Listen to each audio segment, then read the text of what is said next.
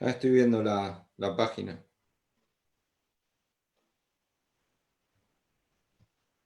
Cuando yo y David empecemos había 175 miembros. Empecemos a Claro. hacer un directo contra el monarquianismo de los... Ahí me sale el live a mí. Ahora sí. Todavía no aparece en la página, pero vamos ya. Se supone que estamos por ahí entrando. Nos hemos retrasado 15 minutos. Se habrán ido. No, está la gente esperando. Me están Se habrán ido. hablando... Se habrán ido. Ahí veo. Me están hablando la gente, o sea que está la gente ahí esperando.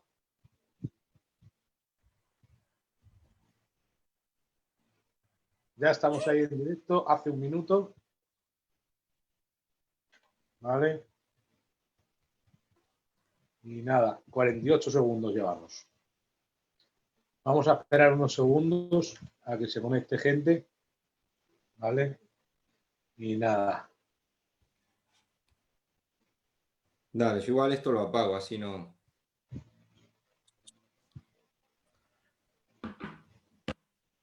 Por el ver y eso no te preocupes. Yo lo veo desde aquí, salimos perfectos. El escuchar ya es otra cosa, porque no me he puesto los cascos, no le he pensado para tomar en cuenta el sonido, pero bueno.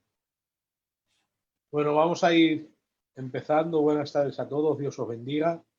Pues en esa tarde os presento a dos gigantes con nosotros y la verdad que tarda mucho en hablar con mi amigo Raúl, porque hace mucho tiempo que le conozco, pero yo sé que a él no le gustan mucho estas cosas, ¿vale? Él es profesor del Seminario Bíblico de Fe y la verdad que yo he estado con él en una clase y yo no hablo por hablar, lo digo de verdad de corazón. Tiene un método de enseñanza impresionante. Enseñó el libro de los Romanos de una manera que, bueno, la gente cuando va a su materia con Romanos flipa. Él tiene dos libros ya escritos, uno de escatología y otro de diferentes temas de la actualidad. Y entre ellos en su libro está Iglesia Emergente, que es el tema que vamos a tocar hoy. Ya conocéis a José Muñoz, iba a decir el mote, esto lo decimos, pero bueno, entre todos nos llamamos gordos en verdad, de forma cariñosa. Él es nuestro y sabéis que está preparado en el tema que queráis. En lo que queráis podéis hablar con el José. Y él coincide en ese tema con Raúl, la Iglesia Emergente, y es un tema que pues me interesa que lo toquen juntos porque hace poco hice un post sin saber ni por dónde me venía la vaina, ni no sé por qué pensaba eso, y vi que la iglesia de hoy día, esta iglesia moderna, está luchando contra el estilo conservador y contra el fundamentalismo bíblico. Y luego cuando vi una conversación entre ellos dos me di cuenta que era el sentir que tenía en mi corazón. La iglesia pobre quiere apoderarse de la Biblia interpretándosela a su manera y humanizando el cristianismo, y ellos van a tocar este tema en esa tarde que yo sé que va a ser de bendición y vamos a aprender mucho porque es de los temas que prácticamente no conocemos nadie, yo el primero, que no sabemos nada de él y es bueno saberlo porque se trata de la iglesia de la actualidad. Así que Dios os bendiga, Raúl, José, adelante, exponéis y cuando terminéis decís, podemos pasar a las preguntas y ya le damos caña a las preguntas, ¿vale? Que Dios os bendiga. Dale, que lleve José y yo acompaño, que soy nuevo acá en la página. A ver, la verdad que yo estaba pensando precisamente, Raúl, en que el profesor eres tú. Y enfocar el tema, bueno, pues a ver, podríamos enfocarlo de la siguiente manera. Creo que podríamos presentar el concepto, la definición de iglesia emergente, ya que mucha gente no está familiarizada con este concepto. Hay mucha gente que me pregunta, ¿y de qué va eso de iglesia emergente? Yo creo que podríamos empezar por definir el concepto de iglesia emergente. Yo creo, me gustaría, no sé si lo podemos hacer así, luego alternamos.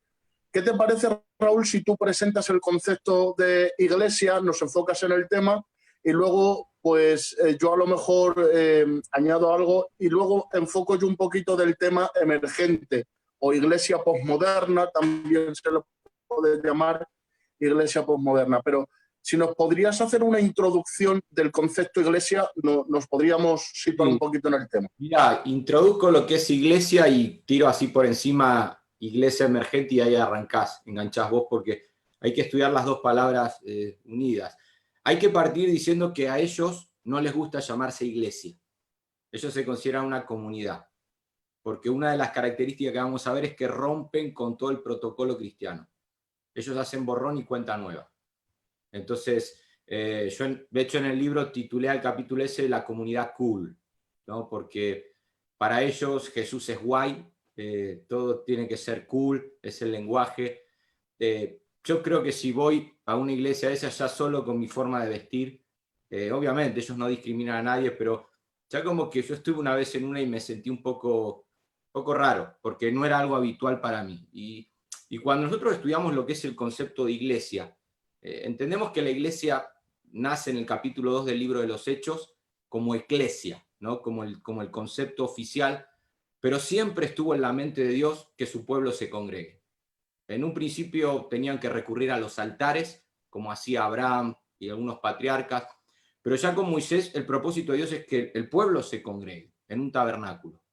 Luego conocemos bien que el Antiguo Testamento, el tabernáculo pasa al templo, el templo es destruido, el pueblo de Dios sigue congregándose en sinagogas.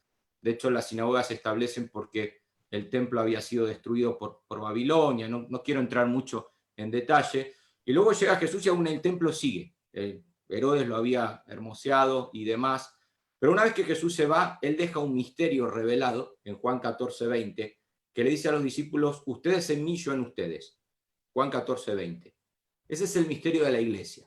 A pesar de que siempre el propósito de Dios fue que su pueblo se congregue, digo esto porque hay a lo mejor algún judaizante escuchando, lo que sea, que dice, no, la iglesia existió siempre. Sí, como pueblo, como congregación, sí. De hecho, la palabra en hebreo es cajal, que habla de una asamblea, una congregación. Pero ya el misterio que deja Jesús, ustedes en mí, yo en ustedes, ese bautismo del que habla Pablo en 1 Corintios 12:13, que Jesús nos bautiza por el Espíritu en un cuerpo, eso nace en Hechos capítulo 2. Y a pesar de que cuando uno estudia historia de la iglesia fue cambiando de características, de formas y demás. Hubo iglesias peores que otras. La iglesia medieval, cuando nace la iglesia romana, fue de las peores iglesias que hubo en la historia de la iglesia. Tiene que venir luego la reforma, digamos, a poder poner el solo escritura, las cosas en su sitio. Pero básicamente siempre la iglesia se basó en la teología sistemática que los padres de la iglesia enseñaron que habían recibido los apóstoles. A su vez se seguían haciendo concilios y demás. Sin embargo, llegamos a una época ahora, la época posmodernista, como se conoce, donde esta comunidad se olvida de la historia. No digo que la historia sea inspirada, pero quiero ver un poco lo que es emergente. Se olvida de la iglesia tradicional de los 2000 años y ahora resurge, de ahí la palabra emergente, resurge en una nueva comunidad. De ahí que muchos jóvenes de nuestras iglesias que no están conformes con la liturgia, con el fundamentalismo, con la teología sistemática, encuentran en estas comunidades un lugar donde sentirse mejor, donde, como vamos a estar viendo, características que se acoplan mejor a su cultura. Y el propósito de estas comunidades es alcanzar el mundo, pero con un evangelio contextualizado, con un evangelio que se adapte a la sociedad, porque para ellos toda la teología sistemática, aún los mismos credos y demás, que en un principio fueron importantísimos, el de Nicea, el de Calcedonia, donde la iglesia debatía acerca de la divinidad, la humanidad de Cristo, para ellos todo eso es como las viejas catedrales, o sea, son muy hermosas, estructuradas, pero huecas por dentro. Entonces surge ahora esta nueva comunidad que, al intentar contextualizar el evangelio, la motivación que tiene hasta cierto punto es positiva, porque ellos quieren alcanzar la sociedad. Se equivocan en los medios, como vamos a estar analizando entre los dos en el día de hoy. Vale, yo quisiera aportar a lo dicho por Raúl que, bueno, como vemos, la historia de la Iglesia está repleta de enfrentamientos generacionales con cada una de las filosofías que intentaban de alguna manera, alterar la esencia de la Iglesia. Cada generación de cristianos ha enfrentado gigantes inmensos y cada una de estas generaciones ha luchado por producir una reforma que al luchar con estos gigantes se iba a producir. Nosotros estamos luchando ahora con gigantes tremendos. Si nosotros no sabemos luchar con estos gigantes, la próxima generación, si el Señor no viene antes, no va a heredar nuestras reformas, sino que va a heredar nuestros gigantes. Hoy tenemos un gran gigante llamado posmodernismo. Yo voy a hablar ahora, Raúl, como hemos visto, ha hecho un recorrido rápido de la historia eclesiástica, pero yo quisiera enfocarlo ahora desde la otra perspectiva, desde la perspectiva social. Situar a la audiencia en el momento por el que estamos pasando como iglesia en la sociedad. Estamos hablando del posmodernismo. ¿Qué es la palabra posmodernismo? Precisamente es la palabra, la historia se sitúa en nuestros últimos 2000 años en tres fases. Premodernismo, que es de alguna manera la historia en la que se creía ciegamente en Dios, se temía a Dios, la Iglesia Católica era la que reinaba, como decía Raúl. Luego se habla del modernismo, que es la historia del 1500 en adelante, en el que el centro del pensamiento del hombre era el hombre mismo. Había un antropocentrismo. La razón, la lógica, la coherencia, la inteligencia y la reflexión eran los medios y la cosmovisión de aquellas generaciones. De alguna manera ha venido un desencanto de todo esto entre posiblemente finales del siglo pasado y este presente siglo. Es decir, entre el 1990 hasta este tiempo ha empezado a surgir lo que entendemos como posmodernismo. ¿Qué es el posmodernismo? ¿Dónde estamos situados? ¿Qué estamos viviendo como sociedad en este momento? Y posiblemente, y no sé si estarás, yo creo que sí estarás de acuerdo conmigo, Raúl, en que si tuviéramos que elegir una palabra para describir la posmodernidad, sería indefinición. Relativo. Uno de los mayores problemas a la hora de tratar el tema de la posmodernidad es que no se puede definir fácilmente. Cuando uno creemos que estamos más o menos con el tema y la imagen clara, surge una nueva variante que cambia todo el cuadro. De alguna manera, en el posmodernismo encaja todo. No hay un sistema, una totalidad, un orden, una unidad definida. Es un hombre sin rostro. Es una especie de película sin final. Es un cuadro de 1000 colores sin forma. Una fotografía sin nada. Un rompecabezas con 1000 piezas de puzzles diferentes. Eso para mí es el posmodernismo. De alguna manera, incluso sociólogos prestigiosos como Zygmunt Bauman ha hablado del posmodernismo como cultura líquida, es decir, que se adapta a cualquier cosa. Esto nos lleva entonces a entender que la sociedad en la que vivimos ahora no hay absolutos, todo es relativo, cualquier cosa encaja, incluso se ha perdido la fe en el hombre y se está llegando a aceptar cualquier misticismo, religión esotérica, todo lo que sea nuevo es bueno. De esta manera entendemos que hay un peligro en esta sociedad muy grande.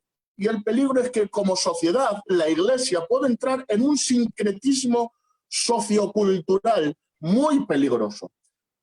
Sincretismo, cuando hablo de sincretismo, estoy hablando de ese proceso por medio del cual la Iglesia termina adoptando de alguna manera términos o patrones de conducta o filosofías del mundo rebautizadas con nombres evangélicos y terminamos de alguna manera en ese proceso adaptando la tradición, la cultura o el pensamiento predominante dentro de la Iglesia. Hay diferentes clases de sincretismo. En este caso es el sincretismo sociocultural del que tenemos que tener cuidado, que está influenciando de alguna manera muy fuerte a la Iglesia. Es la filosofía secular del posmodernismo con todas sus premisas humanistas, en muchos casos de la nueva era. este fuerte poder cultural, de alguna manera, está trayendo, de alguna manera, prejuicios heredados, mentiras culturales, preconceptos basados en paradigmas, en tendencias de masas, es decir, lo que piense la masa, eso es lo verdadero, o de alguna manera luego ya entramos en un sincretismo subjetivista, es decir, lo que yo creo es mi verdad, lo que yo veo es mi verdad. Todo subjetivismo es la percepción propia de la persona. Esto termina de alguna manera embaucando a la persona para que su experiencia se convierta en su realidad. Y todo lo que vive termine siendo su realidad y su verdad. Más o menos este es el cuadro que estamos viviendo. Relativismo, subjetivismo personal para interpretar el mundo, todo encaja, 1000 corrientes de 1000 colores, 1000 máscaras, todo es relativo. Esto nos hace entender que entramos en una etapa en la que esto precisamente que estamos viviendo como iglesia es enfrentar un gran dilema y un gran gigante. ¿Por qué es tan peligroso la iglesia emergente?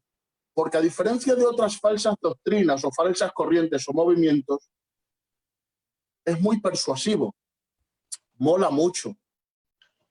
Como decía Raúl, encaja muy bien en esta sociedad, es muy magnético. Por eso tenemos que tener mucho cuidado. Más o menos yo quería definir lo que estamos viviendo como sociedad para que entendamos a qué nos estamos enfrentando. Sí, y una palabra importante, mencionamos recién que relativismo, una palabra en la que uno escucha mucho, obviamente no la dicen de una manera directa, pero es tolerancia. O sea, hay tolerancia hasta todo, como bien decías, vos tenés tu verdad, yo tengo mi verdad, adelante. Porque no hay una verdad objetiva para ellos. Mira, yo tengo acá la frase de uno de sus precursores, de los referentes que ellos tienen, y como bien decía, es muy engañoso porque yo no lo consideraría una secta como tal. O sea, no, al menos de momento. No sé hasta qué punto podríamos etiquetarlo como secta. Y el tema muchas veces no es lo que ellos dicen, sino lo que no te dicen. Y en eso que te dicen, aparentemente no hay nada malo. Hay un 95% que uno puede encontrar un sustento objetivo. Pero hay un 5% que ellos añaden que es muy venenoso. Y es en ese 5% en el que muchos son engañados y finalmente, como vamos a estar tratando en el día de hoy, encuentran en esas comunidades algo que no es ni malo para ellos ni malo para la sociedad. Mira, te leo, por ejemplo, la frase de uno de sus precursores. Él dijo lo siguiente: yo creo que las personas no son salvas por causa de una verdad objetiva, sino por Jesús. O sea, te das cuenta cómo entra, ¿no? O sea, las personas no son salvas por una verdad objetiva, sino por Jesús. Su fe no está en su conocimiento, sino en Dios.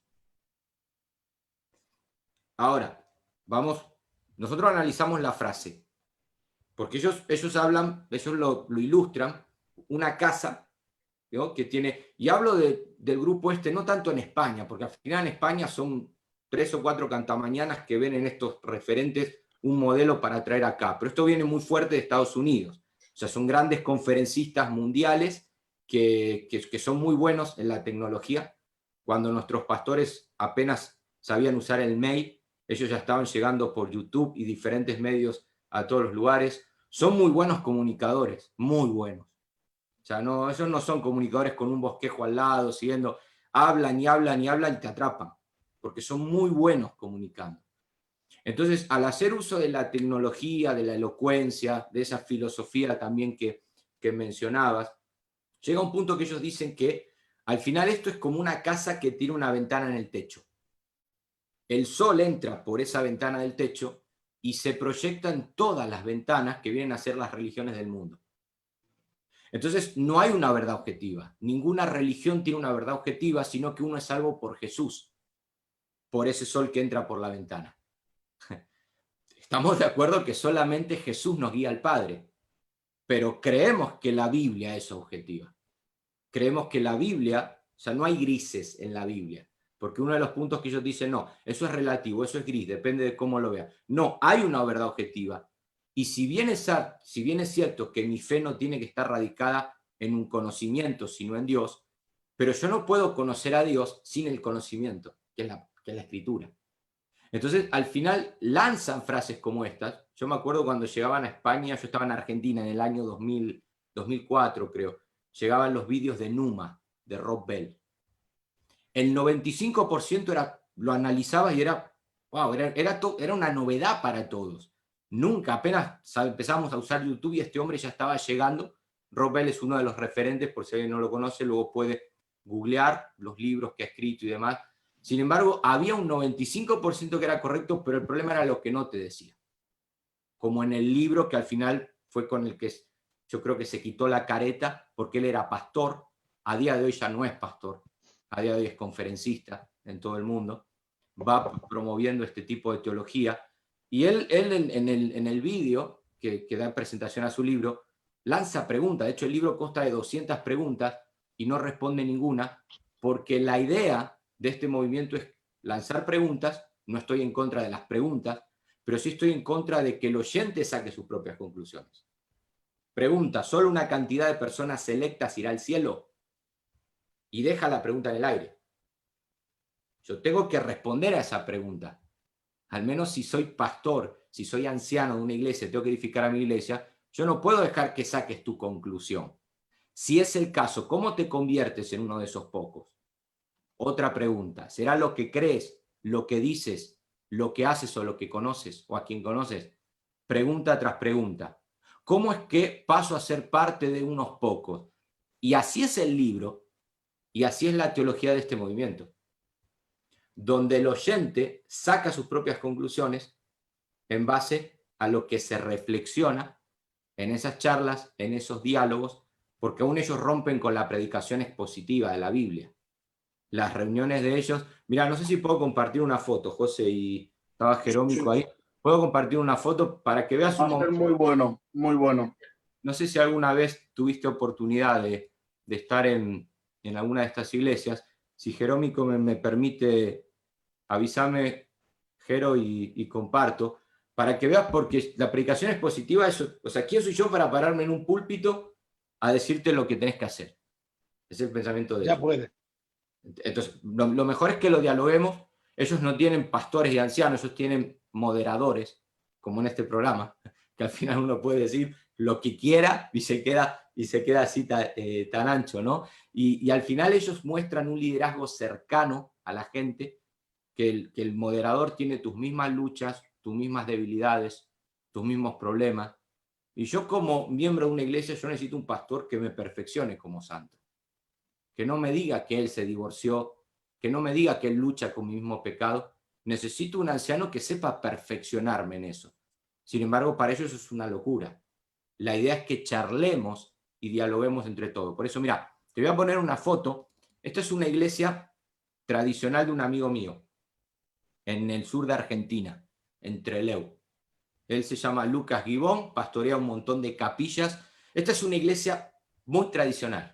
Me encantan a mí. Yo siempre hablo con él y le digo, algún día quiero visitar esas capillas, pero si te das cuenta, el piano de cola, bancos de madera, la gente mayor, el púlpito en el centro, ¿no? Y la gente mirando delante, el reloj ahí atrás porque no es bueno pasarse de horario, ahí tenemos algunos himnarios y demás. Si te das cuenta, la gente que se congrega es medianamente grande, avanzada en edad. Un joven de mi iglesia a lo mejor ahí no encajaría mucho, pero ellos rompen con eso y se van a eso. Eso es una iglesia emergente.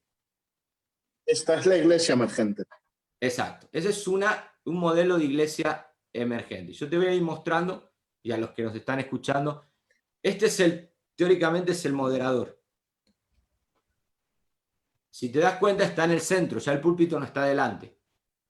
La reforma vino a poner el púlpito en el centro y delante porque somos baluarte de la verdad, porque lo más importante cuando hacemos iglesia es la exposición de la Escritura, que la predicación no es una conferencia. Hay muchas diferencias entre una conferencia y una predicación, pero él está en medio. Los oyentes, si te das cuenta, alrededor, sentados en sillones, porque el sillón invita al diálogo. La idea es que el hombre introduce la charla, modera la charla, y todos tienen la oportunidad de decir lo que creen. Hasta esa chica que está ahí sentada, o por aquí que está con su refresco y demás, y lo llenan todo ellos recurren mucho a lo visual, al animismo. Si te das cuenta, esto de acá son dibujos y cuadros, que muchos de ellos los van dibujando aún mientras el tiempo de alabanza. Hay personas haciendo dibujos, recurriendo mucho a lo que es visual, las velas, recurren todo a lo que puede ser animista, a que esa gente experimente, entre comillas, experiencias con el Espíritu Santo, recurriendo a todo ese animismo. Y luego se da la charla, donde que está aquí, da igual si es budista, mientras siga a Jesús. De aquí da igual si se considera Hare Krishna, mientras siga a Jesús. Entonces entramos en un ecumenismo que llegamos al final a un punto en el que el universalismo, todos somos hijos de Dios, todos somos salvos, el infierno lo estamos viendo aquí en la tierra, no hay un lago de fuego como literal, el cielo tampoco es así, sino que el paraíso que Dios viene a traer es a esta tierra. Entonces recurren a charlas como estas. Ahí tengo otra foto, si te das cuenta, con sus refrescos y demás. Ahora, yo te puedo aceptar esto en una reunión de jóvenes, que nos compramos churros y chocolate y nos sentamos a dialogar, pero hacer de la iglesia del Señor, hacer del día domingo como el día del Señor, llegar a esto, para que alguien exponga una verdad, porque predican la Biblia, pero que cada uno llegue a sus propias conclusiones, creo que esto es algo que tiene que ser y tiene que empezar a ser denunciado. Porque nuestros jóvenes de nuestras iglesias van a encontrar en esos lugares lo que nuestra iglesia tradicional no puede ofrecerle. Que creo que también tenemos que hacer autocrítica ahí, de que hay cosas que debemos aprender a innovar, de que debemos reinventarnos en algunas cosas, pero nunca reinventar el modelo de iglesia que nosotros vemos en la Escritura. Me gustaría situar al creyente, al oyente que está ahora ahí detrás del móvil o detrás del ordenador. Estamos profundizando, porque como he dicho, no es fácil definir algo que por ende, por la naturaleza del movimiento, se le llama iglesia emergente, iglesia posmoderna, movimiento emergente, pero ya de sí, el movimiento cuesta definirlo precisamente porque, como tú dices, es un conglomerado de pensamientos, de religiones, de formas de creencia, de filosofías, todos situados, como acabamos de ver, en esa imagen en la que tal vez el oyente estará diciendo, ¿y qué malo es? Que en vez de un púlpito, pues el pastor esté sentado, los creyentes estén relajados, en vez de predicar, pues haya una charla. El problema es el trasfondo que hay detrás de todo eso, que el trasfondo es que se termina, entre otras cosas, negando verdades cardinales de la Biblia, verdades absolutas de la Biblia, innegociables. ¿Por qué se hace esto? Porque en el deseo de contextualizar, de llegar a esa sociedad posmoderna de la que estábamos hablando, estos, por así decirlo, pastores, en otros sitios se les llama entrenadores espirituales, perdóname, se les llama entrenadores espirituales, se les llama coach, bueno, de alguna manera terminan siendo personas que intentan desmitificar el liderazgo. Intentan hacerlo más cercano, intentan hacerlo tal vez más personal, más cálido, menos confrontativo, pero en el proceso pierden esa autoridad pastoral de la que habla la Biblia, pierden esa figura pastoral de la que habla la Biblia, pierden, entre otras cosas, el poder de la verdad absoluta de la Biblia en ese, de lo que ellos hablan, diálogo, esa conversación. Pierden, como decía Raúl, la predicación expositiva, la estructura eclesiástica. Claro, uno lo ve así y dice, bueno, esto es bueno, esto está bien, esto no es para tanto, porque al fin y al cabo, como decía Raúl, pues la gente está cansada un poco del modelo, ¿no? del modelo tradicional, hay muchas cosas que tenemos que innovar, pero en su mayoría la gente que compone esos movimientos son gente que salen precisamente heridos o tal vez desencantados de la iglesia tradicional. Son personas que incluso salen resentidas de la iglesia tradicional y están buscando algo alternativo, diferente, nuevo, fresco, que le llame la atención, que no se le confronte tanto. Claro, uno llega a esta iglesia y le dice, bueno, tú puedes permanecer con tu homosexualidad, que a ti nadie te va a decir nada, porque Dios es bueno y Dios es amor.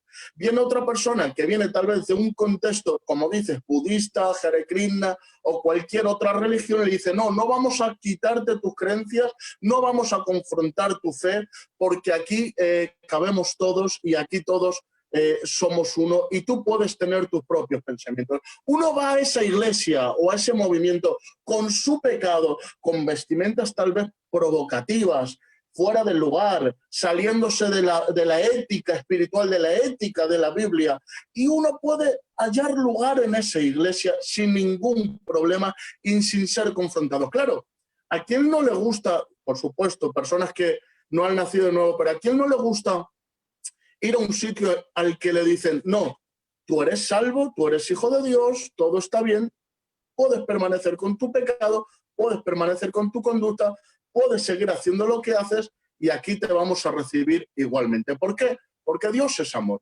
Claro, a esas personas se les confronta y se les dice, pero ¿y qué de la Biblia? Que aquí es donde yo quiero ir.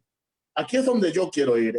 Que aquí es donde yo creo que ya entramos un poquito más profundamente, porque a esas personas entonces dicen, pero ¿y qué de la Biblia cuando condena el pecado? ¿Qué de la Biblia cuando habla del infierno? ¿Qué de la Biblia cuando dice que Jesús es el único camino a la salvación? Yo encuentro un referente en cuanto a esto, Raúl, y es en el siglo II, Marción. Se habla de Marción como un hereje del siglo II que también, precisamente, resentido con el sistema organizado religioso de aquel tiempo, porque precisamente le excomulgó por haber roto su voto de castidad, por haber pecado, se va a Roma a fundar una nueva iglesia en la que precisamente descarta todo el Antiguo Testamento, porque en el Antiguo Testamento se ve, según él, a un Dios cruel, a un Dios que juzga el pecado, a un Dios que, bueno, pues no encaja dentro de esa filosofía que había dentro de su mente de Dios es todo amor y Dios es todo bondad. Entonces reinterpretó de alguna manera el cristianismo, lo reestructuró y el judaísmo lo desechó de alguna manera, el Dios del Antiguo Testamento lo desechó por ser un Dios, según él, cruel. Seleccionó porciones del Nuevo Testamento que encajaran en su filosofía para ofrecérsela a un mundo intelectual en aquella época que se pudiera adaptar a este Dios todo amor y todo bondad. Claro. Esta referencia la damos en el siglo II.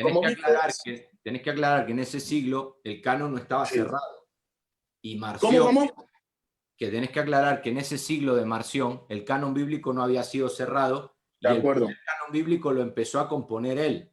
O sea, la influencia que tenía, que él creo que tomó el Evangelio de Lucas y no sé qué libros más. Y esos fueron de los primeros cánones del Nuevo Testamento que la iglesia... Así es. El poder, la influencia que llegó a tener, que luego finalmente el canon se terminó, terminó cerrando con los 27 libros que nosotros tenemos hoy. Pero esa influencia de la que hablas, hay mucha influencia en estos líderes. Y tristemente nos superan en muchas cosas. En muchas cosas.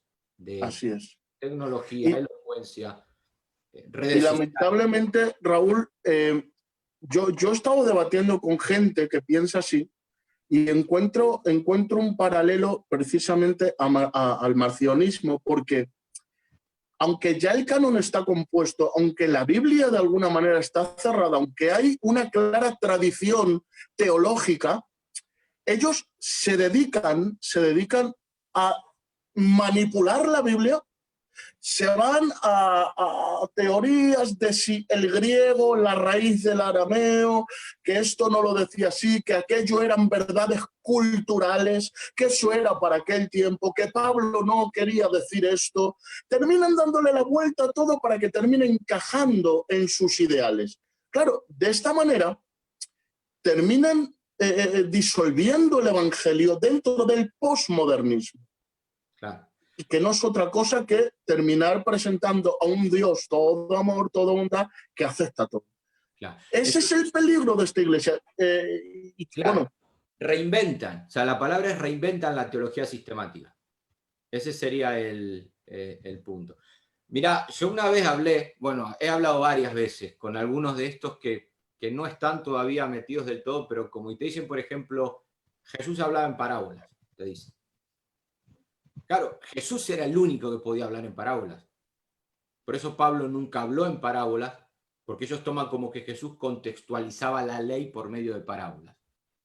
Y cuando vamos a la Escritura, el propósito de la parábola es esconder una verdad delante de las personas que iban camino a una destrucción, a una condenación eterna.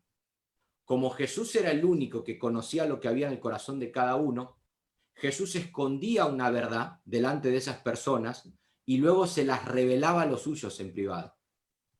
Entonces, por eso Pablo nunca predicó en parábola, Pedro nunca predicó en parábola, porque aún al hablar en parábola, Jesús tenía misericordia de esas multitudes que sabía que no iban a creer, y para que el día de mañana su condenación no sea mayor, les escondía la verdad. Pero nosotros no somos llamados a predicar en parábola, a contextualizar esto. De hecho, cuando nosotros, por ejemplo, analizamos la parábola del sembrador, que repito, Jesús es el único que tiene la potestad para hablar en parábola, él conoce los que son suyos, conocía lo que había en el corazón de cada uno y escondía esa verdad delante de esos incrédulos. Y luego se las revelaba a los suyos, como bien mencionan los evangelios. Ahora, cuando yo voy a la parábola del sembrador, Jesús no dice que el sembrador tiene que ser contextualizado.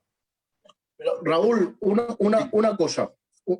Esto lo dice precisamente porque esta gente no predica de la Biblia, predica de sus propias experiencias o de historias.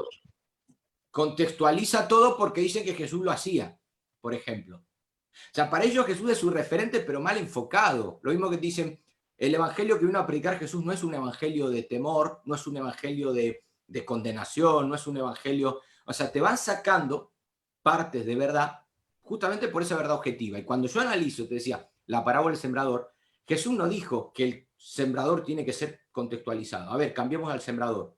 Pongámosles un tatuaje, una ropa. A mí me da vergüenza cuando veo pastores de 50 años vestidos como un adolescente. O sea, me da vergüenza ajena cuando los ves y te quieren dar una impresión porque que el problema no es el sembrador, el problema no es la semilla, el problema es la tierra, dijo Jesús. O sea, la semilla tiene que seguir siendo sembrada y caerá en buena tierra, caerá en malas tierras, 3 por 1. Ahí vemos que siempre la iglesia es un remanente, 3 tierras incrédulas que no dieron fruto, una tierra, la cual dio fruto al 30, al 60, al 100 por 1. Pero Jesús no nos dijo a ver cómo podemos alcanzar esas 3 tierras. A ver, métodos, estrategias, modelos. No, Jesús te dice, seguí sembrando, que es nuestra responsabilidad. Entonces, al contextualizar, lo mismo a mí cuando me dicen, ¿y por qué tengo que predicar un sermón de 3 puntos? ¿Cuándo Jesús predicó un sermón de 3 puntos principales? Por romper con toda la estructura homilética, por decirlo de alguna manera. ¿Cuándo Pablo predicó un sermón de 5 puntos? Y yo le digo, mira, ni Jesús está con nosotros, ni Pablo tampoco.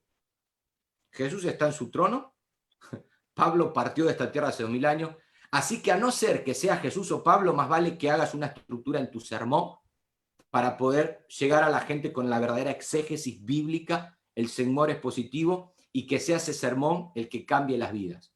Si te vas a subir a una plataforma a contarme tu vida, a contar mi historia, mira, José, aún títulos de sermones son títulos que uno lee y uno dice, no, esta persona perdió el temor de Dios. Porque aún ponen títulos en sermones para subir a las redes sociales, que ese es otro problema que podríamos hablar en otra ocasión. Muchas veces me he encontrado a este grupo de personas olvidándose de sus iglesias y predicando sermones que tengan impacto en las redes sociales. Y esos sermones no tienen un impacto en su iglesia, porque son sermones que su iglesia no necesita escuchar. Yo como pastor tengo que predicar lo que mi iglesia necesita escuchar, dónde necesita ser alimentada. Ahora, si yo quiero encajar mejor en las redes sociales, a ver qué tipo de sermones puedo reinventar con títulos, con ideas. Hoy está muy de moda los performers, los predicadores performers, que son artistas, son actores en el púlpito. Muy bien, muy bien. Cuando yo voy a la Biblia, la fe viene por el oír, no por el ver. O sea, yo no estoy diciendo que te subas al púlpito desarreglado, mirá, arreglate lo mejor posible, ponete corbata, ponete lo que quieras. Pero al final el tema está que la fe viene por el oír, y el oír por la predicación. Cuando yo escucho a Dios a través de esa predicación es positiva. Sin embargo, hoy estos predicadores performen, que repito, que quieren, son actores, o sea, vos los ves y decís, marketing. ahí está el tema. Al final terminan haciendo una marca de su nombre. Porque detrás de todo al final hay un negocio. Porque detrás de su nombre no solo están los libros, y yo no voy en contra de vender libros, yo vendo libros, o sea, invierto todo lo mismo, pero al final hay todo detrás de eso, que es un nombre con una marca, y detrás de esa marca hasta te terminan vendiendo, no sé, el bosquejo que hicieron esta semana. Mira, si querés ser parte del grupo de la marca tal, vas a tener los sermones que hago en la semana, te voy a mostrar las fotos del camerino cuando voy a tal lugar, voy a subir anécdotas del viaje, y al final uno termina diciendo, es una iglesia enfocada en cualquier persona menos en Jesús. Y a los jóvenes, escúchame, a los jóvenes les gusta. Por eso no creo que haya una manera de impedir que este movimiento avance. Y a lo mejor esto puede ser muy pesimista, pero no creo que con charlas como esta, no creo que los jóvenes que son parte de ese movimiento nos hagan caso. Oro para que en esas iglesias, en esas comunidades, puedan tener un encuentro con Jesús y que el mismo Espíritu Santo los guíe a la verdad. Pero si no, van a crecer como cuando Jesús habló de la mujer que escondió levadura. Muchos toman que la levadura es el evangelio que fue escondido y fue leudando. No, la levadura siempre en la Biblia habla de pecado. La levadura siempre en la Biblia, guardados de la levadura de los fariseos, un poco de levadura leuda toda la masa. Y esa levadura de la que habló Jesús viene a ser como parte de este evangelio, que trae un crecimiento artificial en esa harina genuina que es la iglesia, pero al final es solamente artificial. Y cuando ves las vidas de esos jóvenes dentro de 10 o 15 años, te vas a dar cuenta lo lejos que están caminando del evangelio, porque solamente lo tomaron como una etapa adolescente más en su vida, donde durante esa etapa nos reuníamos los sábados a charlar y a dialogar sobre el evangelio. Yo no quisiera entrometerme en el tema, pero una de las cosas que yo he visto, ¿vale? Porque en las redes sociales bombardean de una manera impresionante. Ahora la iglesia las están haciendo inclusivas y defienden la homosexualidad con la Biblia. Y os digo, no lo hacen mal, ¿eh? No son locos, ¿eh? Por ejemplo, una de las palabras que toman del griego, que antes ha dicho José, toman el griego y tal. Hay una de las palabras que cuando habla del siervo del centurión, en griego pais, ellos dicen que esa palabra griega se refiere a los siervos que tenían en ese tiempo los romanos y que lo utilizaban como objeto sexual.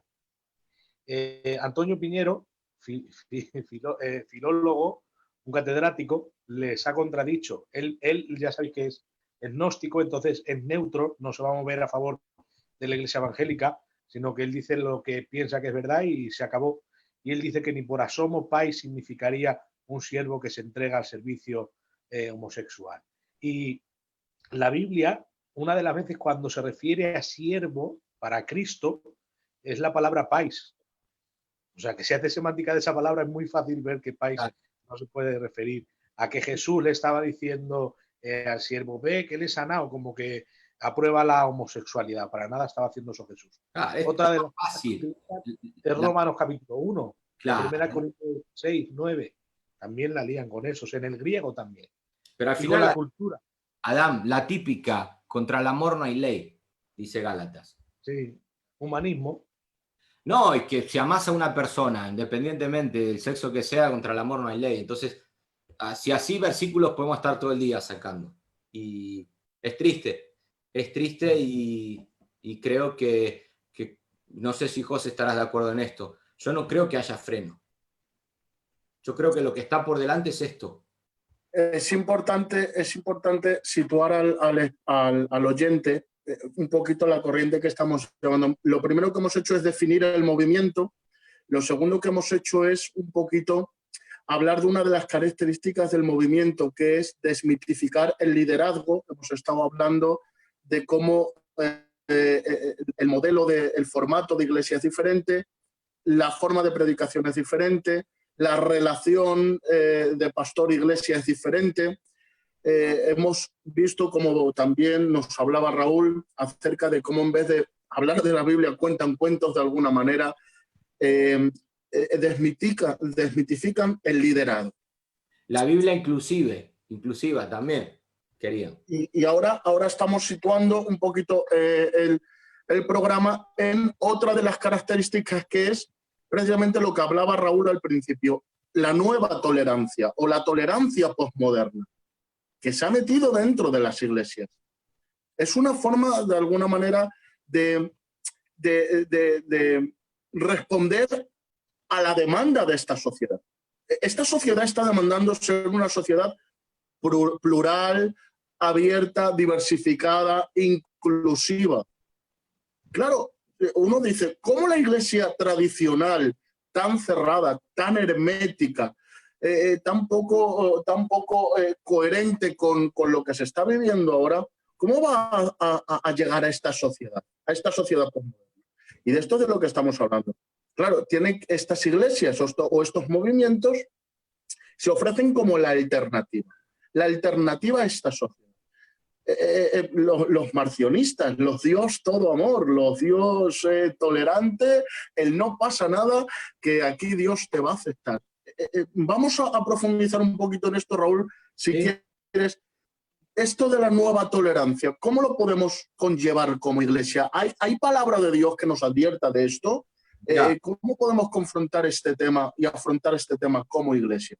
Mira, al final, te vuelvo a repetir, los jóvenes de tu iglesia que sean confrontados por el pecado, en estas iglesias van a encontrar un lugar, como bien decís, donde sean no solo aceptados, sino que no se van a sentir intimidados, juzgados, porque otra característica es que el único pecado en esas comunidades es hablar directamente en contra del pecado. O sea, es paradójico. El único pecado es hablar en contra del pecado. Muy bien.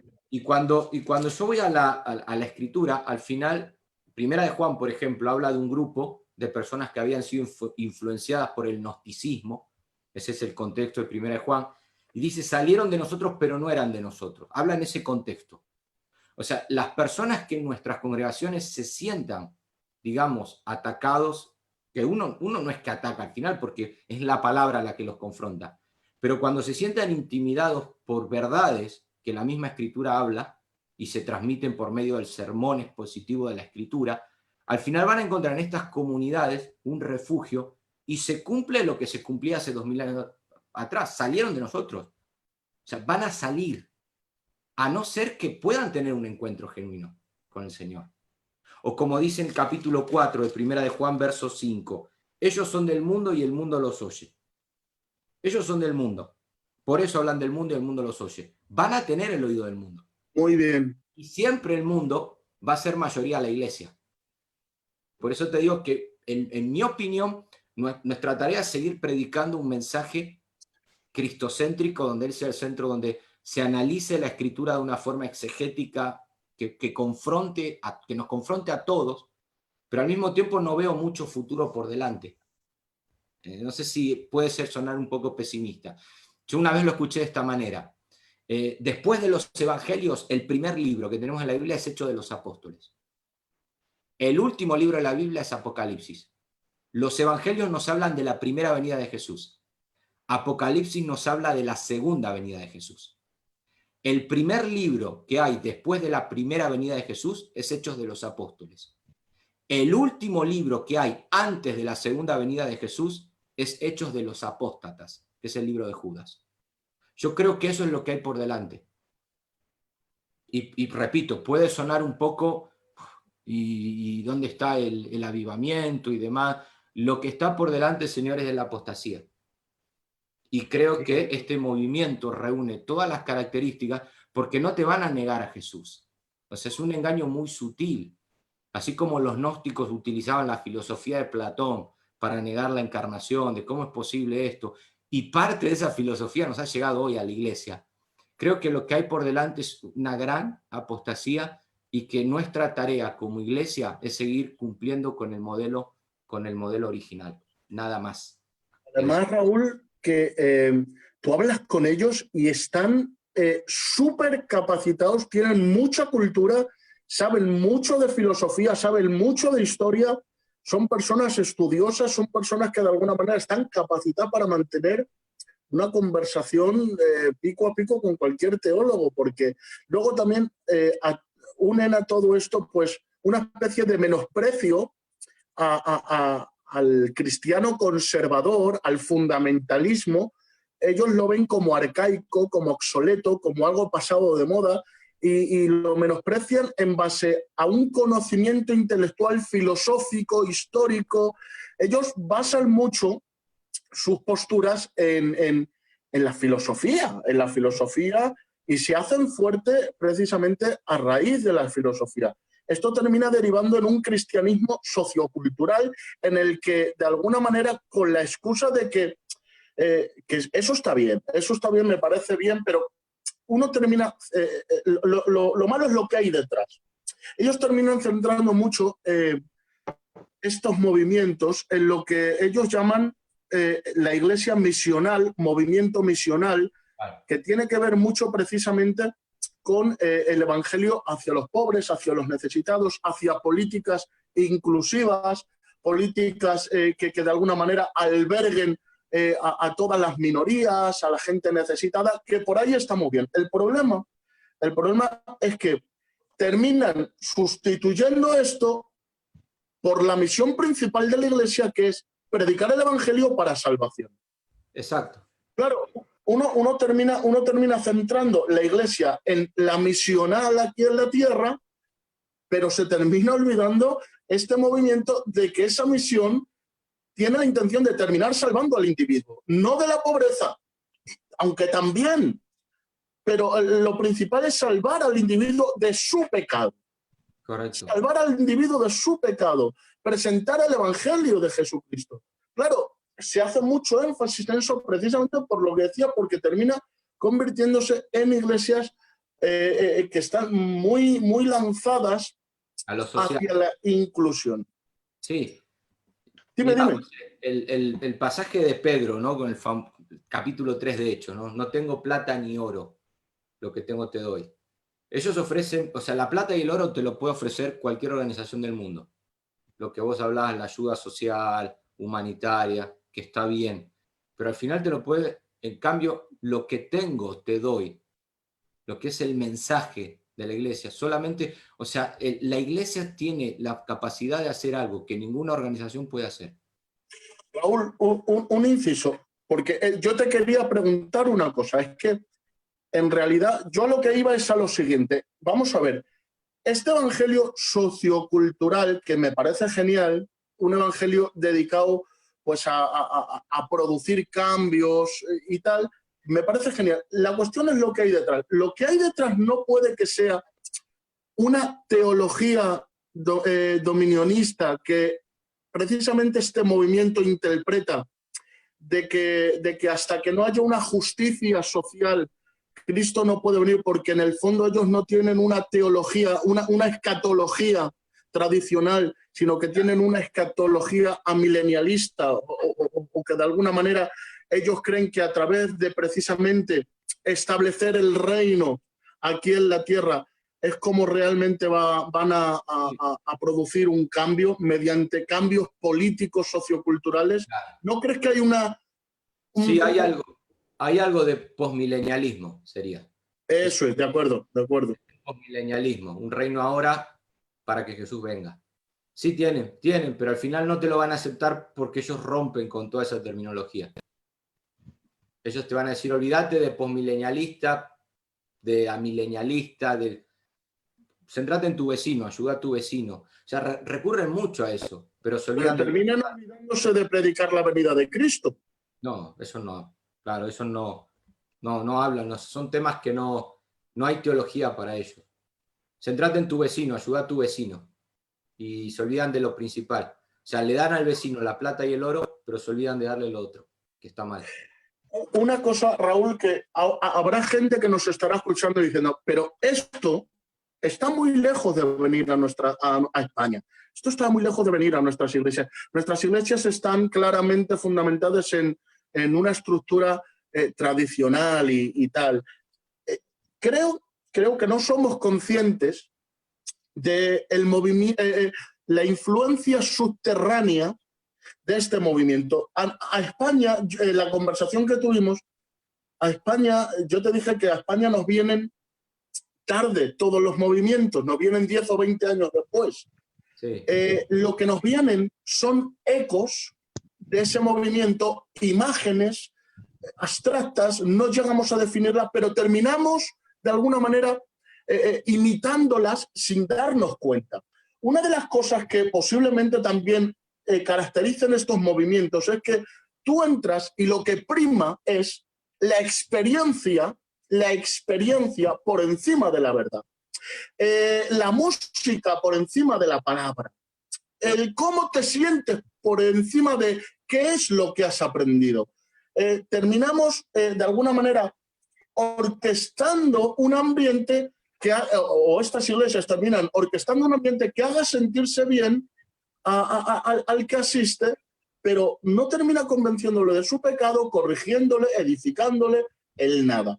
Esto de alguna manera también son corrientes que nos vienen aquí a España, que en nuestras iglesias tradicionales llegamos también a implementar. Vamos a hacer un culto en el que la gente se sienta bien, en el que haya una música buena, que no importe ni siquiera el contenido ni la letra de la música, pero que termine de alguna manera creando un ambiente que traiga un banquete emocional, pero que nos deje vacíos por completo. ¿No es posible que nos estén llegando influencias de este movimiento sin darnos cuenta? Sí, no, yo creo que, no sé, al menos con el grupo de personas que me relaciono, o sea, somos conscientes de eso. Y no están en edificios, están en cines, en teatros, porque hasta rompen con eso. O sea, rompen aún con la idea de una estructura de iglesia, de edificio. O sea, los vas a ver en cines y en teatros, van a ser modas que van a venir y que ya están, de hecho, pero hoy hay un poder más fuerte a eso que es Internet. Y no hay necesidad de que vengan y repartan folletos para que vaya a esos lugares. Hoy por Internet es muy fuerte el ataque que hay en cuanto a la información que hay en cuanto a eso, y no veo, te vuelvo a repetir, no veo solución. No veo. O sea, va a ser algo que va a venir, se va a implementar y se va a quedar hasta que Cristo venga. Raúl, no sé si podríamos dar lugar a la Dan, si hay preguntas o algo. Si no tienes algo más que añadir. No, estoy cómodo. Vale, Adán, no sé, ¿hay preguntas? No, o hay que llevar... Está fallando y la página en el móvil no. Ahora miraría las preguntas. De todas formas, yo trato con... Es que no quiero decir los nombres de las páginas, porque sinceramente no quiero que la miren los jóvenes, porque por ejemplo, con lo de país, confunden totalmente. Luego el término malacos... Estás todavía con el país. Porque en 1 Corintios 6:9 el inclusivismo está llegando pero de plano, ¿eh? Y en esa ideología sí he mirado más cosas. El término malacos, ellos dicen que es suave en vez de afeminado, y los suaves eran los que se sometían como servicio a la esclavitud homosexual también, y le dice que eso no se puede hacer, pero no que señala la homosexualidad moderna, porque eso es un término que se ha acuñado hace poco. Lo que yo les dije, el contexto del capítulo 6 de 1 Corintios, es que está señalando las relaciones sexuales ilícitas en todo el capítulo 6 y el 7, colocando las relaciones matrimoniales en su debido orden. Entonces, no pueden decir que no está hablando nada que tenga que ver con relaciones ilícitas. Pero claro, sacándolo del contexto y aplicando la cultura, engañan y están engañando. Y yo sé muchas páginas donde engañan fuertemente con esto. Cuando dice que, porque estoy hablando de los textos que hablan claro, que la Biblia dice que era un siervo, y ellos dicen que no, que era un objeto sexual. La Biblia dice que los afeminados y los que se echan con varones, ellos acuden a una cultura y la meten ahí como sincretismo, que es lo que hablaba José al principio, lo mezclan con la verdad y te hacen un mejunje que se lo están tragando. Y luego también cuando habla en Romanos capítulo 1, claramente cómo las mujeres cambiaron el uso natural por el que era contra natura, del mismo modo los hombres se enredaron en sus lascivias unos con otros, del mismo modo que las mujeres. Y ellos dicen que no, que las mujeres cambiar el uso natural es la forma de mantener relaciones, pero no que se entregaron unas con otras. O sea, es una tergiversación de la verdad y Total. ya con la Biblia. ¿No? Entonces, es un ataque a la Biblia, es un ataque a la Biblia. Cuando tú les dices, no, está diciendo que los hombres unos con otros de la misma manera que ellas, contra natura. Ahora tú buscas contra natura en la Biblia qué significa. Y es sodomía. Y el sodomismo, ¿cuál es el pecado de Sodoma? Y ellos te dicen que el pecado de Sodoma no era la homosexualidad. El pecado de Sodoma era que no tenían, no hacían la ley del caminante. No hospedaban bien a la gente y por eso Dios se enfadó. Tú fíjate qué locura, para acá, para allá, para allá, para todo llegar a que eso no es pecado. Es un término al final, moderno. Adán, al final vamos a tener que hacer 3 filas.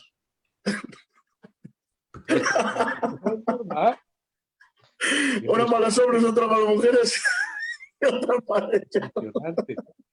Impresionante. La verdad que es lamentable, pero el peligro de este movimiento es el siguiente. Hablamos, por ejemplo, de otras falsas doctrinas. Y la mayoría de ellas, por no decir el 95%, casi todas, ¿vale?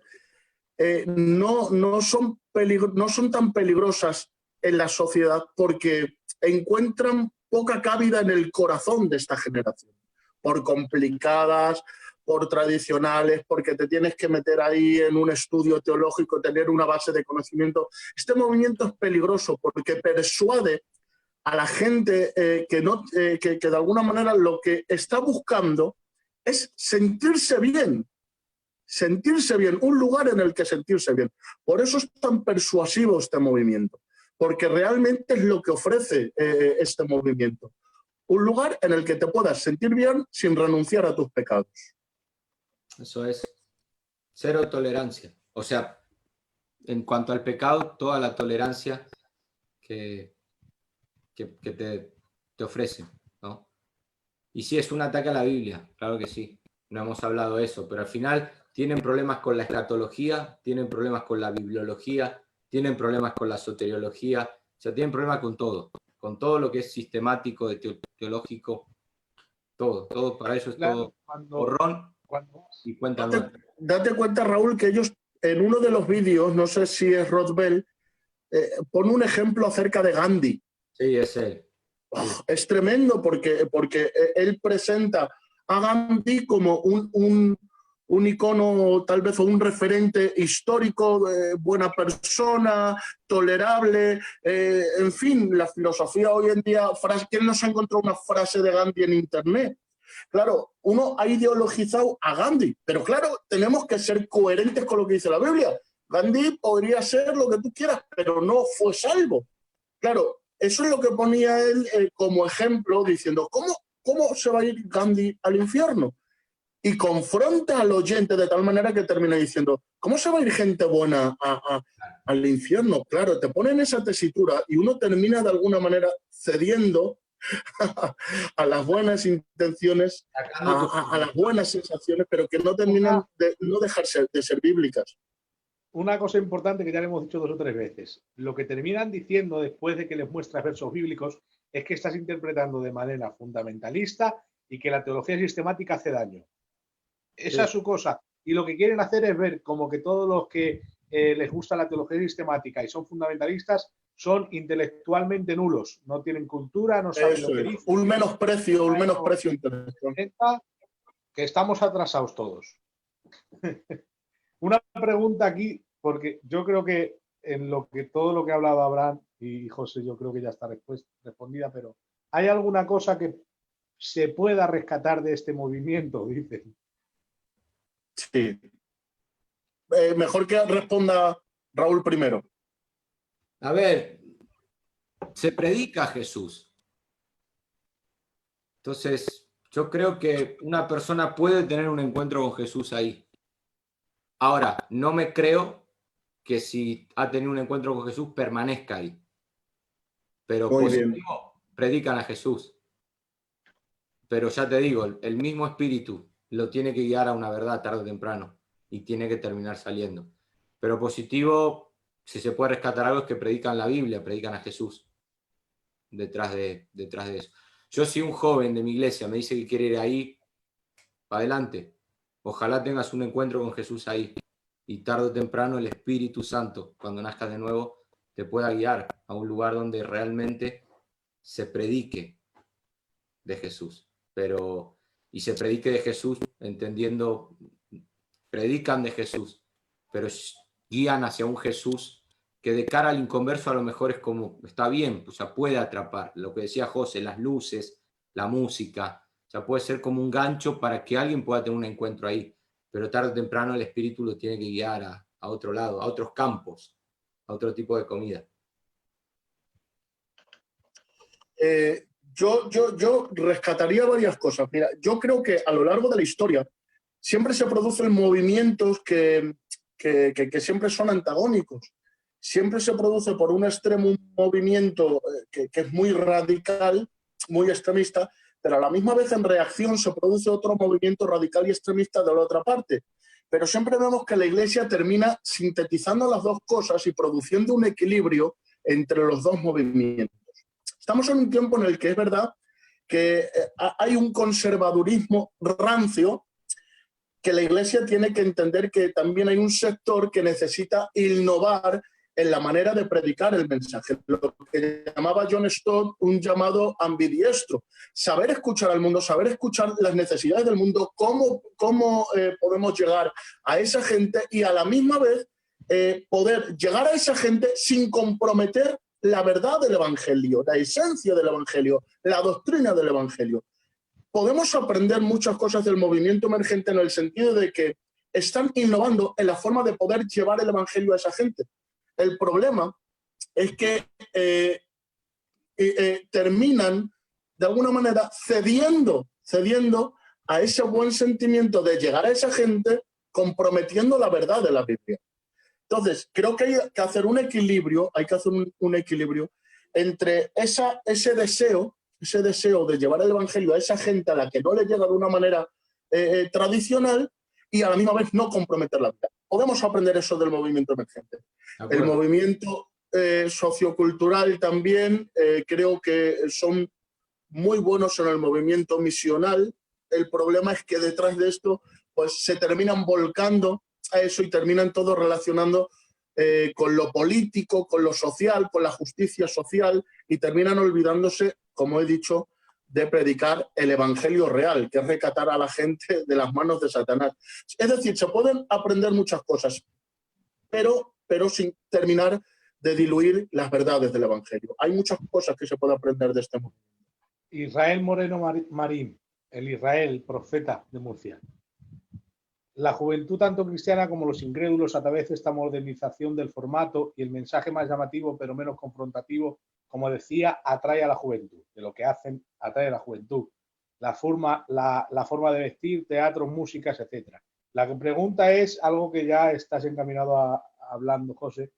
¿Cómo hacemos como pastores el intentar atraer a la juventud y a la vez hacerlas crecer? ¿Cómo atraerlos y hacerlos crecer? No, él no se tiene que centrar en atraer. Él va a dar cuenta por lo que enseñó y predicó. A veces por querer atraer es cuando mezclamos cosas. Que cumpla como obrero aprobado su misión, como anciano, como pastor, que se centre que al final el que añadía cada día a los que iban siendo salvos no era Pedro ni Juan, era el Señor, dice el libro de los Hechos. Pero que no caiga en el error de a ver qué puedo hacer para atraer. Yo personalmente, mira, hay una cosa que a mí me llamó mucho la atención cuando fui a pescar. Yo fui con mi abuelo a pescar, no me gusta pescar, no me gusta, es muy aburrido, pero claro, no sé pescar. Al que le gusta la pesca, pues es un arte. Pero yo aprendí una cosa, aprendí que se pesca mejor de noche. ¿Por qué? Porque el sol no pega sobre el individuo, haciendo que su sombra se proyecte en el mar y de alguna manera la sombra termine asustando al pez. Cuando uno pesca, tiene que desaparecer él y que aparezca Cristo. Creo que la mejor manera de atraer a la juventud, y esto, Israel, que me estás escuchando, te lo digo porque me he tirado 7 años como líder de jóvenes local, 2 años como líder de jóvenes regional en Madrid, y luego pues casi todo mi ministerio he estado relacionado en el ministerio juvenil, predicando en diferentes convenciones por toda España, y creo que la mejor manera para atraer a la juventud es mostrarles a Cristo y que puedan tener un encuentro real con Cristo a través de la palabra de Dios. Creo que es la mejor manera. Hemos intentado establecer partidos de fútbol. Oye, que incluso eso puede llevar también a gente, partidos de fútbol, asaos, etcétera, etcétera, etcétera.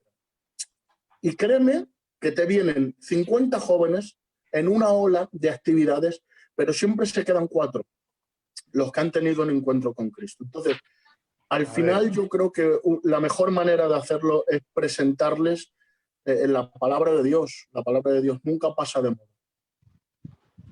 Estoy enchufando el ordenador, dame un segundo. Me estoy quedando acá sin... Adán, ¿alguna pregunta más? Aquí de momento no. Yo algo que siempre he tenido en mi corazón es esas cosas.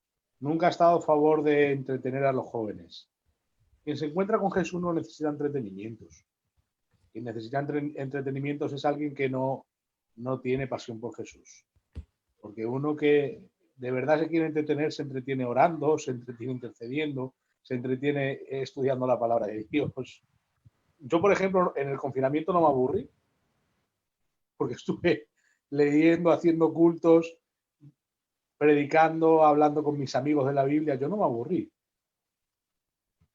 Llamémosle entretenimiento santo, pero era un entretenimiento. Yo entiendo un poquito también a Israel, porque, a ver, sí es verdad que muchas veces es lo que venía hablando antes.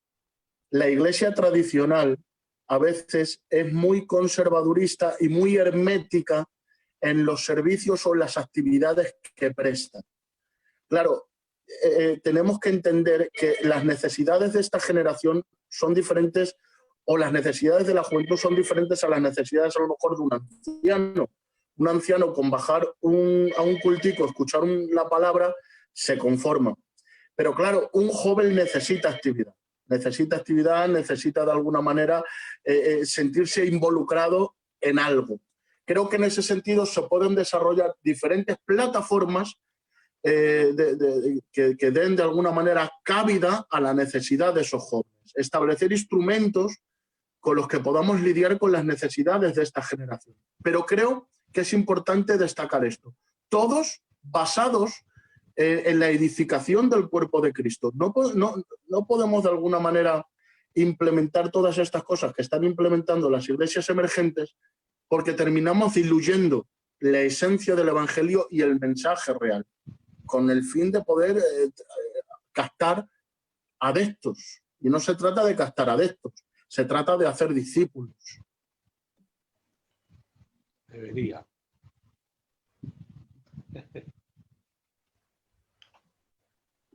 Bueno, lo que digáis, no sé cuánto tiempo llevamos ya. Se supone que hemos empezado a las 8:15 y son las 9:30, llevamos 1 hora y cuarto. No sé lo que digan. Lo que digáis, si tenéis algo que añadir o que decir. No sé, si no hay más preguntas, pues tal vez podríamos hacer un resumen, Raúl. Dale. Sí. Dime. Bien, que Iglesia Emergente es un movimiento, una comunidad que resurge de la iglesia tradicional y que, contextualizando el Evangelio, intenta alcanzar su ciudad, su país, las misiones, como bien mencionaba, que en ocasiones la motivación no es mala, porque fuimos llamados a ser discípulos, pero los medios que utilizan al negociar verdades trascendentales de la Biblia, creo que ahí está el error y lo que debe ser denunciado. No la forma en que se visten, no se utilizan luces y cines y teatros. Creo que lo que debe ser denunciado en la medida es el mensaje que transmiten, que en un 95% es bueno, pero hay un 5% muy venenoso, como te decía detrás. Y que cuando hablamos de pecado, quitemos que lo que era pecado hace 2000 años sigue siendo pecado hoy, independientemente del contexto en el que vivamos, y que Dios nos guíe a saber también hacer autocrítica como iglesia tradicional, de ver qué cosas podemos innovar en cierta medida, sin negociar la verdad. No es como el agua, yo puedo cambiarla de esta botella a otro envase, cambia de forma pero no de esencia.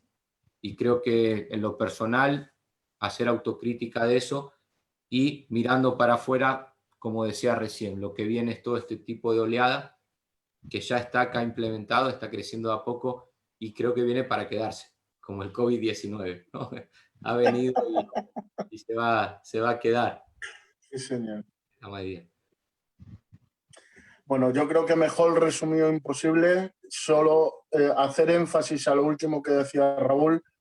Nos están viniendo ahora mismo ecos del movimiento, estamos escuchando campanas, en nuestra ignorancia a veces imitamos modelos, movimientos, conductas, formatos, pero tengamos cuidado que, como decía Abraham, Raúl, al final pues uno termina escuchando a la serpiente como pregunta y la respuesta muchas veces pues es el peligro, el cómo respondemos a estos movimientos, el cómo terminamos tergiversando las escrituras, el cómo terminamos cediendo a las modas, a las tendencias. Tengamos cuidado, este movimiento es muy peligroso precisamente porque encaja como una pieza de puzzle en esta sociedad. Así que alerta y cuidado en el nombre de Jesús. Amén, pues si no tenéis nada que decir, despediros los dos de la audiencia. Y al principio me había dicho Jerónimo que tenías que cerrarlo tú, Raúl, pero creo que le has entregado otra vez el anfitrión, ¿no? Él tiene la potestad. La patria potestad. Un gusto. Vale, pues nada, despediros de la audiencia, que ahora lo despido yo y ahora cierra Jerónimo. Muy bien, un gusto haber estado y en lo que pueda ayudarles, ahí tienen mi Facebook, mi Instagram también, así que poder seguir charlando sobre estos temas siempre es bueno, creo, siempre edifica.